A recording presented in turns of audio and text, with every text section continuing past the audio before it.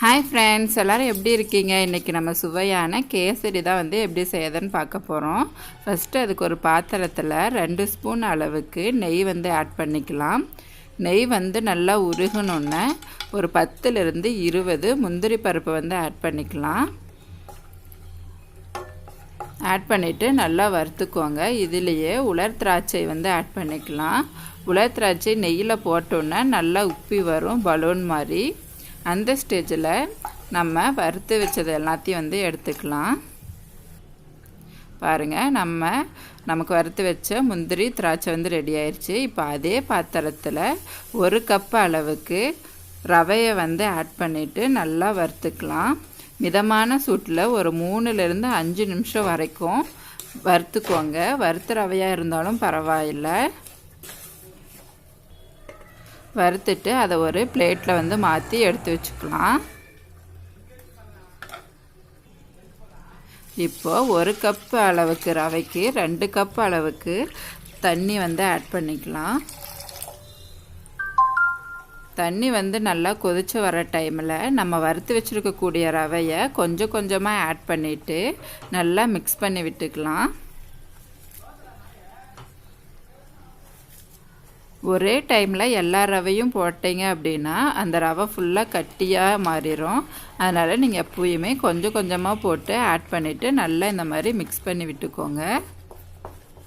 இப்போ பாருங்கள், தண்ணி எல்லாமே வற்றிருச்சு, நல்லா சுண்டி வந்துருச்சு. இதுக்கு வந்து நான் எந்த ஒரு ஃபுட் கலரும் வந்து ஆட் பண்ண போகிறதில்ல. ஏன்னா ஃபுட் கலரில் வந்து நிறைய கெமிக்கல்ஸ் எல்லாம் வந்து ஆட் பண்ணியிருப்பாங்க. அதையும் மீறி உங்களுக்கு வந்து கலர் வேணும் அப்படின்னா குங்குமப்பூ வந்து சுடு தண்ணிலையோ பால்லையோ ஆட் பண்ணிவிட்டு மிக்ஸ் பண்ணி ஆட் பண்ணிக்கோங்க. இப்போ இதில் வந்து நான் மறுபடியும் ஒரு 1/2 ஸ்பூன் அளவுக்கு நெய் ஆட் பண்ணி நல்லா மிக்ஸ் பண்ணிக்கிறேன்.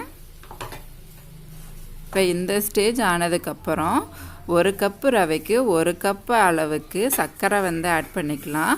ஒரே டைமில் எல்லா சர்க்கரையும் வந்து ஆட் பண்ண வேணாம், கொஞ்சம் கொஞ்சமாக வந்து ஆட் பண்ணிக்கோங்க.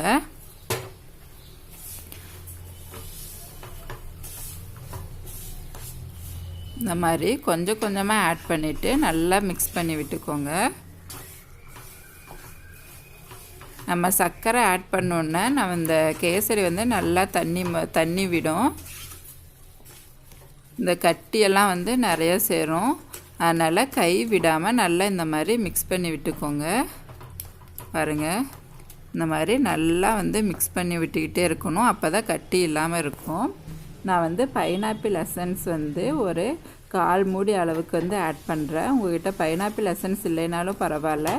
நீங்கள் வந்து வறுத்து இடித்து வச்சுருக்கக்கூடிய ஏலக்காய் பொடி வந்து ஆட் பண்ணிக்கோங்க. அவ்வளோதான். இப்போ வந்து நம்ம வறுத்து வச்சுருக்கக்கூடிய முந்திரி திராட்சை வந்து ஆட் பண்ணிக்கலாம். இதுலேயே நான் கொஞ்சமாக டூட்டி ஃப்ரூட்டியும் செர்ரி பழமும் வந்து ஆட் பண்ணிக்கிறேன். இந்த ரெண்டுமே வந்து ஆப்ஷனல் தான்.